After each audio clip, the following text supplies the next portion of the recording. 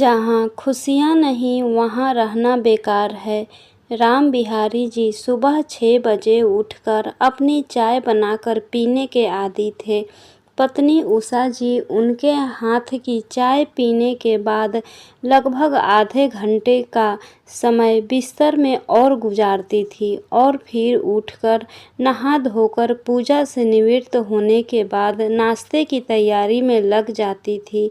इधर राम बिहारी जी इस दौरान पेपर पढ़कर फुर्सत हो जाते और फिर नहाने चले जाते।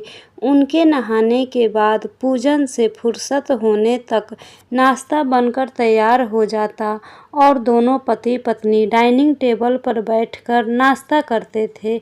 आज सुबह भी 6 बजे उनकी नींद खुल गई। उन्होंने उठकर रसोई का रुख किया ही था कि पत्नी ने टोका, अरे इतनी सुबह कहाँ चले? उन्होंने कहा, भाई मैं तो उठकर चाय बनाने जा रहा हूँ।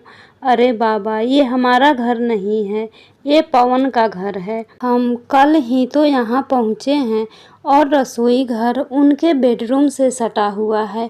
आप चाय बनाने लगोगे तो खटपट की आवाज़ से उनकी नींद खराब हो जाएगी। आज रविवार है, उनकी छुट्टी है, थोड़ा देर तक सोएंगे वो लोग। आप आज ज़रा चाय देर से पी लेना। राम बिहारी जी मन महसूस कर रह गए, मगर उन्हें अपने रूटीन का इस प्रकार बदल जाना उन्हें पसंद नहीं आया। राम बिहारी जी लगभग 65 वर्षीय तंदुरुस्त बुजुर्ग थे। प्रथम श्रेणी अधिकारी पद से रिटायर हुए थे और अपने पूरे कार्यकाल में दफ्तर में सबसे ज़्यादा चुस्त दुरुस्त माने जाते थे। उनके कार्यकुशलता का सब लोहा मानते थे और बड़े छोटे सभी कर्मचारी अधिकारी उनसे अपने व्यक्तिगत समस्याएं भी डिस्कस कर लेते थे। मिलनसारिता उनका सबसे बड़ा गुण था, जिसकी वजह से उनके समक्ष और उच्च अधिकारियों के साथ ही उनके मातहत भी उनका बड़ा सम्मान करते थे। राम बिहारी जी जिस रोज रिटायर हुए, उनके समस्त सहकर्मी बेहद दुखी थे और आज भी इतने समय बाद यदि वे कभी कार्यालय पहुंच जाते तो उन्हें वही सम्मान मिलता था। राम बिहारी जी के हृदय के किसी कोने में इस बात का गर्व भी था। वहीं राम बिहारी जी बेटे बहू के बार बार आग्रह और पत्नी के मनुहार से पिघलकर कुछ दिनों के लिए बेटे के घर रहने आ गए थे, वरना वे जहाँ रहते थे वहाँ उनके और उनकी पत्नी के स्वभाव के फलस्वरूप सभी उनका बड़ा सम्मान और प्यार करते थे। उन लोगों को जब पता लगा कि राम बिहारी जी और उनकी पत्नी थोड़ा अधिक समय के लिए अपने बेटे के घर जा रहे हैं तो सभी बड़े उदास हो गए थे। खैर, उस रोज तो राम बिहारी जी मन महसूस कर रह गए।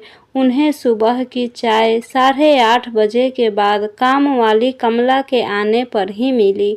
उन्हें उस चाय में कोई स्वाद नहीं आया। अरे, अपने हाथ की बनी कड़क चाय के आगे कमला की बनाई सामान्य चाय उन्हें बेहद फीकी लगी। उससे भी बड़ी बात तो उसके बाद के दिनों में हुई। दरअसल राम बिहारी जी हमेशा से अपने निश्चित रूटीन में दिनचर्या के आदी थे, मगर इधर उनके बेटे बहू उन्हें बात बात पर टोकते रहते। क्या बाबूजी, आप इतना सुबह मत उठिए, ऐसे मत बैठिए, घुटनों पर जोर पड़ेगा, ऐसा मत कीजिए, बीमार हो जाएंगे। बाहर पड़ोसियों से ज़्यादा मत घुलिए मिलिए, वरना वह गले पड़ जाएंगे। इस प्रकार की टोका टाकी सारे दिन और रात को सोने तक चलती रहती। उस पर बेटे का बार बार उलाहना कि आप लोगों की उम्र हो रही है, हमें हमेशा आपकी चिंता रहती है, अब तो हम आप लोगों को यहाँ से जाने ही नहीं देंगे। आप तो अपने सारे बैंक अकाउंट इत्यादि यहीं ट्रांसफ़र करवा लो और वहाँ का मकान बेच डालो। राम बिहारी जी ये सब सुनकर कभी कभी अपना आपा खो बैठते। तब उनकी पत्नी उन्हें संभालती थी। वो कहती थी, थोड़े दिन यहाँ चुपचाप गुजार लीजिए, फिर हम अपने घर चले जाएंगे। इधर यदि राम बिहारी जी कभी कोई विरोध करते या प्रतिक्रिया देते तो बेटा बहू उन्हें नसीहत देने लगता कि आप तो सठिया गए हो, ऐसी उलूल जुलूल बातें कर रहे हो। पहले हम लोग आपकी बातें चुपचाप सुन लेते थे, मगर अब हम बड़े हो गए हैं, अब आपकी बातें नहीं चलेगी, इत्यादि इत्यादि। धीरे धीरे दिन गुजर रहे थे और राम बिहारी जी के कुंठा बढ़ने लगी थी। उनका खुशहाल स्वभाव जैसे कहीं खोता जा रहा था। रोज रोज यह सुनकर कि आप सठिया गए हो, आपको ये नहीं आता, आप ऐसे बैठो ऐसे चलो, क्या बाबूजी आपको तो बात करना भी नहीं आता, इन तानों ने उन्हें भीतर से तोड़ना शुरू कर दिया था। ऊपर से तो वो सामान्य बने रहते, मगर अंदर ही अंदर वो कहीं टूटने लगे थे। उन्हें अपना घर, अपने पड़ोसी सब बड़ी व्याकुलता से याद आने लगे थे। पत्नी उषा जी उनकी दशा से कुछ हद तक वाकिफ थी। वह उन्हें समझाने का भरसक प्रयास करती थी, मगर राम बिहारी जी को लगने लगा था कि शायद वो सचमुच बूढ़े हो गए हैं। बेटे के घर के प्रवास में उन्हें भीतर से बिल्कुल कमज़ोर बनाना शुरू कर दिया था। वो और गुमसुम से रहने लगे थे। इस पर भी उन्हें उलाहना मिलता कि बाहर वालों से तो आप खूब बतियाते हो और हमारे पास बैठकर चुप हो जाते हो।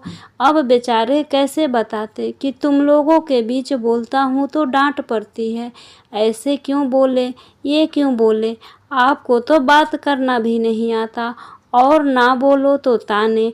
आखिर उनके गिरते स्वास्थ्य को देखकर बेटा बहू उन्हें शहर के सबसे बड़े अस्पताल में चेकअप करवाने ले गए। उनकी सभी जांच सामान्य रही। हाँ, डॉक्टर ने एक बार डिप्रेशन की जांच करवाने की सलाह दे दी। बेटे ने शहर के सबसे बड़े मनोचिकित्सक से अपॉइंटमेंट ले लिया, जो 1 हफ्ते बाद का मिला। राम बिहारी जी घर आ गए। उस रात खाना खाकर सब लोग सोने चले गए।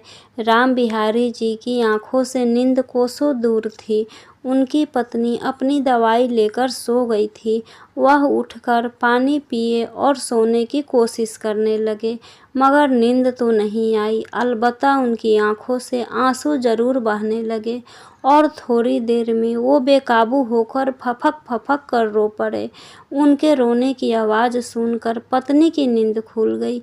वह घबरा कर उठ बैठी। उन्होंने राम बिहारी जी को रोते देखा तो तुरंत उठकर उन्हें अपनी आगोश में लेकर छोटे बच्चों की तरह थपथपाते हुए बोली, क्या हुआ, आप क्यों रो रहे हैं? क्या डॉक्टर ने कुछ बताया है जो आप लोग मुझसे छुपा रहे हो? राम बिहारी जी फफक कर बोले, नहीं नहीं उषा, ऐसा कुछ नहीं है। दरअसल मैं अपनी हालत देखकर रो रहा हूँ। यहाँ आने से पहले तक मैं गर्व करता था कि इस उम्र में भी मुझे बुढ़ापा छू भी नहीं पाया है। मेरी उम्र के बहुत से लोगों को मैं बीमार और लाचार देखा है। मैं बहुत खुश होता था, मगर यहाँ आने के बाद से इन कुछ दिनों में ही मेरे बेटे और बहू ने मुझे मेरी उम्र का वास्ता दे देकर और मुझे हर बात पर टोकते हुए गलत साबित करके मुझे एहसास दिला दिया है कि मैं सचमुच बूढ़ा और नकारा हो गया हूँ। मुझ में मैनर्स नहीं है, मेरे सभी निर्णय गलत होते हैं, वगैरह वगैरह। यह सुनकर उषा जी भी रोने लगी। उन्होंने कहा, मुझे भी बहुत खराब लगता है, मगर देखिए वो हमारे शुभचिंतक है, वो हमें खोना नहीं चाहते और उन्होंने हमें सारी स्वतंत्रता भी तो दे रखी है। ना तो अपने पास से पैसे खर्च करने देते हैं, ना ही खाने पीने की कोई बंदिश है। बस वे टोका टाकी जरा ज़्यादा करते हैं। यह सुनकर राम बिहारी जी बोले, उषा, तुम्हें शायद उनकी टोका टाकी से फर्क ना पड़ता हो, मगर क्या तुम्हें नहीं लगता कि हमारी हालत सोने के पिंजरे में कैद पंछी जैसी हो गई है? मुझे लगने लगा है कि मैं एक नकारा संस्कारहीन बूढ़ा बन गया हूँ। मेरी सारी बातें गलत ही होती है और जीवन में मैं सिर्फ गलतियाँ ही करता आया हूँ। मैं और ज़्यादा दिन यहाँ रहा तो शायद जी नहीं पाऊँगा। मेरा दम घुटने लगा है।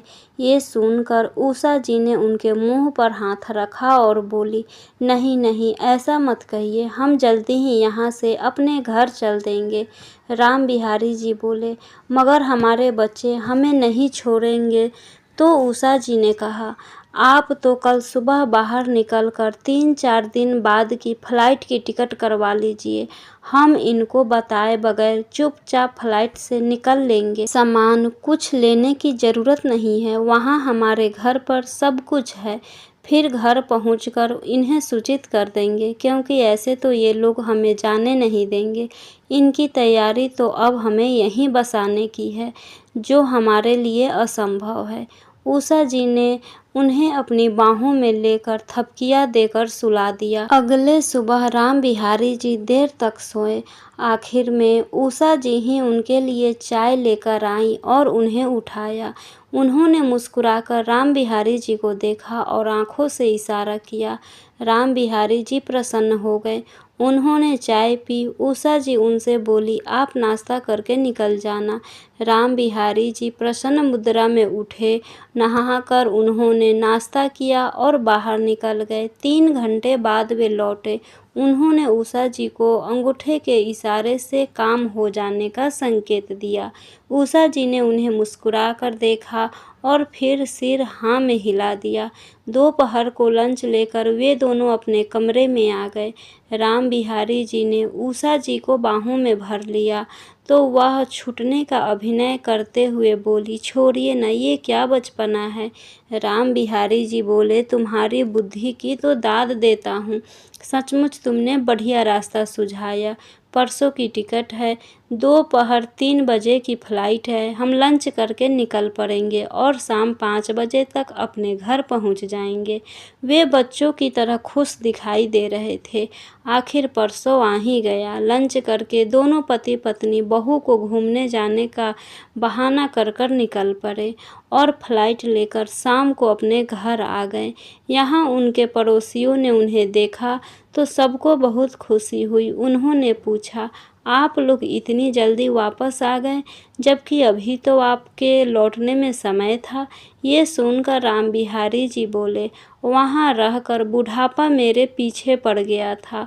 उससे बचने के लिए ही यहाँ अपने घर, अपने लोगों के बीच लौट आया। वो घर पहुँचते ही खुद ही बेटे पवन के पास फ़ोन कर कहा, बेटा तुम्हारे प्यार का बंधन थोड़ा सख्त हो गया था, इसलिए हम उस बंधन को तोड़कर अपने घर, अपने लोगों के बीच लौट आया हूँ। तुम परेशान मत होना, हम लोग यहाँ बहुत आराम से और सम्मान के साथ जीवन व्यतीत कर लेंगे, क्योंकि यहाँ हमें कोई भी बूढ़ा और नकारा होने का एहसास दिलाने वाला नहीं है। और हाँ, मैं पिंजरे में रहने का आदी नहीं हूँ, भले ही वो पिंजरा सोने का ही क्यों ना हो। इतना कहकर फ़ोन रख दिया। बेटे को भी अपनी गलती का एहसास हो रहा था, लेकिन अब पछताए क्या होता है जब चिड़िया चुग गई खेत। दोस्तों, जब बच्चे माँ बाप पर ज़रूरत से ज़्यादा प्रतिबंध लगाने लगते हैं, टोका टाकी करने लगते हैं, तो वो प्यार भी बंधक बन जाता है। बुढ़ापा आने का मतलब ये नहीं होता कि आदमी नकारा हो जाता है, कमज़ोर हो जाता है।